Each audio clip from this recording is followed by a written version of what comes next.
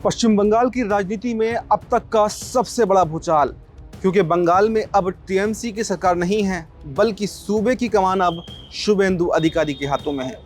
तो क्या अब मुख्यमंत्री शुभेंदु अधिकारी चुन चुनकर टीएमसी से पुराना बदला लेने जा रहे हैं? क्या पूर्व मुख्यमंत्री ममता बनर्जी और टीएमसी के नंबर 2 के नेता अभिषेक बनर्जी की बंगाल में अब उल्टी गिनती शुरू हो चुकी है? जी हाँ, चौंकिए मत। कोलकाता म्युनिसिपल कॉरपोरेशन यानी कि केएमसी का वो एक नोटिस और बंगाल की ठंडी पड़ चुकी सियासत में एक ऐसा महाविस्फोट जिसने टीएमसी के खेमे में एकदम से हड़कंप मचा दिया है। केएमसी ने अचानक अभिषेक बनर्जी, उनके माता पिता और उनकी कंपनी से जुड़ी 17 आलीशान संपत्तियों को अवैध बताते हुए उन्हें 7 दिन के अंदर खुद ढाने का अल्टीमेटम दे दिया है। आखिर शुभेंदु अधिकारी के राज में अचानक केएमसी इतनी ताकतवर कैसे हो गई? क्या वाकई ये टीएमसी के पूरे वजूद को मिटाने का कोई गुप्त सरकारी प्लान है, या फिर इसके पीछे कोई और गहरा कानूनी चक्रव्यूह काम कर रहा है? आज की इस स्पेशल रिपोर्ट में हम इस पूरे घटनाक्रम की परत दर परत आपके सामने विस्तार से खोलेंगे।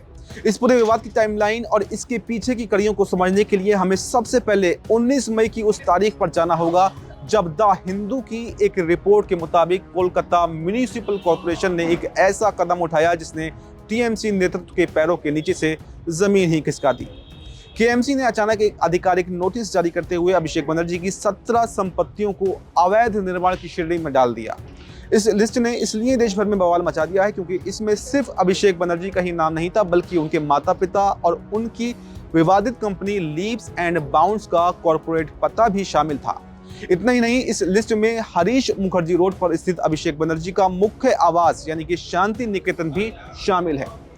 म्युनिसिपल कॉरपोरेशन ने अपने इस सख्त नोटिस में साफ लफ्जों में अल्टीमेटम दिया है कि ये सारे कंस्ट्रक्शन पूरी तरह से अनऑथराइज्ड और इलीगल हैं, इसलिए अगले 7 दिनों के भीतर इन्हें खुद ही जमींदोज कर दिया जाए, वरना सरकारी बुलडोजर इन्हें मिट्टी में मिला देगा।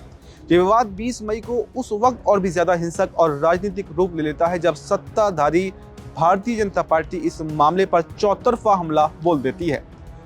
मीडिया रिपोर्ट्स के अनुसार बीजेपी ने अचानक प्रेस कॉन्फ्रेंस करके सीधे 43 संपत्तियों की एक नई और चौंकाने वाली लिस्ट जारी कर दी और दावा किया कि ये सभी संपत्तियां या तो सीधे अभिषेक बनर्जी ओन करते हैं या फिर उनके बेहद करीबी लोग इनके ज्वाइंट ओनर हैं। बीजेपी का दावा है कि उन्होंने ये सारा पुख्ता डेटा सीधे कोलकाता म्युनिसिपल कॉरपोरेशन के रिकॉर्ड से ही निकाला है। इस आरोपों की बौछार के बीच में टीएमसी नेता साकेत गोखले ने ये अजीबोगरीब दलील दे डाली कि कोलकाता में अभिषेक बनर्जी नाम का और व्यक्ति भी तो हो सकता है। ये जरूरी नहीं है कि हर जगह सांसद अभिषेक बनर्जी ही हो। इसी बीच टीएमसी की एक और तेज तर्रार नेता सायनी घोष का नाम भी इस विवाद में घसीटा गया, जहां पर आरोप लगाया गया कि 19T7 टैंक लेनिन यानी कि आलीशान प्रॉपर्टी को सायनी घोष और अभिषेक बनर्जी की ज्वाइंट ओन करते हैं। इस पर सायनी घोष ने तुरंत सोशल मीडिया प्लेटफॉर्म एक्स पर आकर सफाई दी कि वो एक बेहद साधारण बैकग्राउंड से आती हैं और उन्होंने राजनीति से कभी कोई आर्थिक फायदा नहीं उठाया है, इसलिए लिस्ट में दिखने वाली सायनी घोष वो खुद नहीं है। इन सब के बीच खुद अभिषेक बनर्जी ने हुंकार भरते हुए कहा कि वो शुभेंदु सरकार के सामने झुकने वाले नहीं है, चाहे सरकार उनके घर को ही क्यों ना ढा दे। अब यहाँ पर सबसे बड़ा और सस्पेंसिव सवाल तो ये उठता है कि भले ही राज्य में शुभेंदु अधिकारी की सरकार आ गई हो, लेकिन कोलकाता म्युनिसिपल कॉरपोरेशन यानी कि केएमसी की प्रशासनिक चाबी तो अभी टीएमसी के कंट्रोल में है और कोलकाता के मेयर टीएमसी नेता फरहाद हकीम हैं। तो फिर फरहाद हकीम की जानकारी के बिना आखिर उनकी ही कॉरपोरेशन ने अभिषेक बनर्जी को इतना बड़ा नोटिस आखिर कैसे भेज दिया? जब मीडिया ने फरहाद हकीम को घेरा और उनसे सवाल पूछा तो उन्होंने पूरी तरह से पल्ला झाड़ते हुए कहा कि उन्हें इस नोटिस के बारे में कोई भी दूर दूर तक जानकारी नहीं है। उन्होंने दलील दी कि वो कोलकाता म्युनिसिपल कॉरपोरेशन के तहत सिर्फ एक पॉलिसी मेकर हैं, प्रशासनिक कार्रवाइयों की पल पल की रिपोर्ट उन तक नहीं आती है। लेकिन इस घटनाक्रम के बाद में खुद ममता बनर्जी बेहद गुस्से में है और उन्होंने फरहाद हकीम को अब तलब कर लिया है। इस पर कड़ा जवाब भी उनसे मांगा गया। हालांकि फरहाद ने पब्लिक डोमेन में वही बात दोहराई है कि उन्हें इसके बारे में कुछ भी नहीं पता है, लेकिन कानूनी तौर पर अगर देखा जाए तो कोलकाता म्युनिसिपल एक्ट के सेक्शन 401 के तहत म्युनिसिपल कमिश्नर के पास ये स्वतंत्र पावर होती है कि वो किसी भी अवैध निर्माण को बिना मेयर की इजाजत के सीधे नोटिस भेज सकता है। और माना जा रहा है कि शुभेंदु सरकार के प्रशासनिक दबाव में ही कमिश्नर ने स्वतः ही ये कदम उठाया है।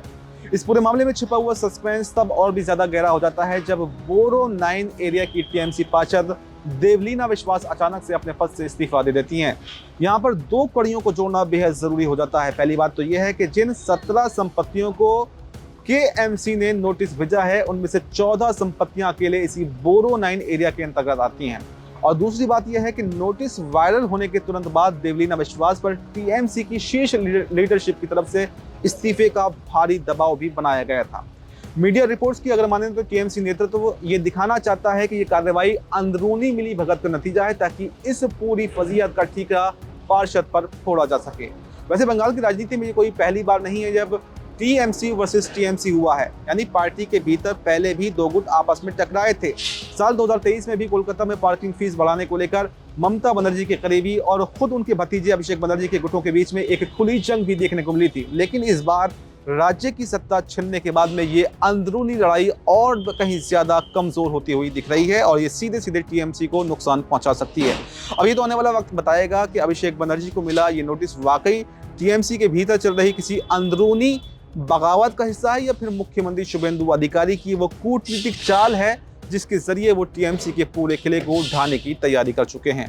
बहरहाल 7 दिनों का ये अल्टीमेटम धीरे धीरे अब खत्म हो रहा है और देखना ये दिलचस्प होगा कि क्या शुभेंदु सरकार के इस नए दौर में केएमसी वाकई अभिषेक बनर्जी की संपत्तियों पर बुलडोजर चलाने की हिमाकत दिखा पाती है। शुभेंदु अधिकारी के इस बड़े एक्शन पर, ममता बनर्जी के गुस्से पर और अभिषेक बनर्जी की इस कड़े स्टैंड पर आपकी क्या राय है? आपकी जो भी राय हो हमें कमेंट बॉक्स में अपनी राय जरूर दें और फिलहाल हमें दीजिए इजाजत।